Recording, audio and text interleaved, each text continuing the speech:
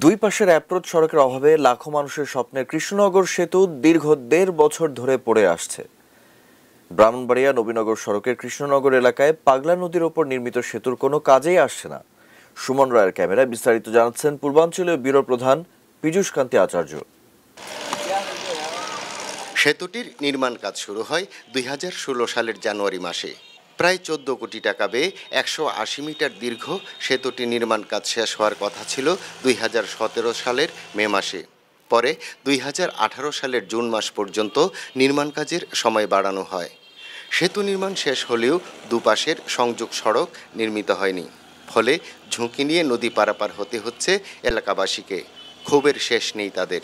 ব্রিজের দুই পারের অ্যাপ্রোচগুলি কমপ্লিট না হওয়াতে এখানে লক্ষ লক্ষ মানুষের প্রতিদিন আসা যাওয়ার একটা দুর্ভোগ সৃষ্টি হয়ে আছে। গ্রামবাসীর আশা নিয়ে বসে আছে, কবে শেষ হবে এটা আমরা ধারণা করতে পারতেছি না। নবীনগর উপজেলা এবং পাশের ব্রাহ্মণবাড়িয়া সদর উপজেলার বেশ কয়েকটি ইউনিয়নের মানুষ এই সড়কপথ ব্যবহার করে ব্রাহ্মণবাড়িয়া সদর থেকে নবীনগর সদরে আসা যাওয়া করেন। সেতুটি নির্মাণ উপযোগী হলে শুধু যোগাযোগ ব্যবস্থার উন্নয়নই নয়, ব্যবসা বাণিজ্যেরও প্রসার ঘটবে বলে মনে করেন তারা। ব্রাহ্মণবাড়ি থেকে আসছে, নবীনগর যাব। আপনার ব্রিজটা যদি হয়তো কমপ্লিট, তাহলে আমরা এই গাড়িটা নিয়ে চলে যেতে পারতাম। সরকারের আরটিআইপি প্রকল্পের অধীনে এই সেতু নির্মাণ করছে স্থানীয় সরকার প্রকৌশল অধিদপ্তর।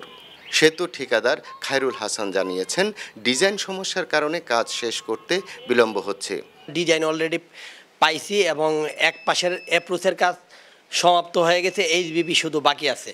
আর অপর প্রান্তে এখন ড্রেজিং চলতেছে, বালু বর্ডারের কাজ চলতেছে, অল্প সময়ের মধ্যে আমরা শেষ করে দেব।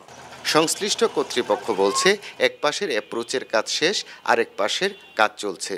বর্ষার আগেই সব কাজ শেষ হবে। অ্যাপ্রোচের হাইটের কারণে ভেরিয়েশন হয়েছে, ভেরিয়েশনটা পেয়ে গেছি আমরা, ইমিডিয়েট আমরা শেষ করে ফেলবো। এটা এই বর্ষার আগেই ব্যবহার করতে পারবে খুব ভালো।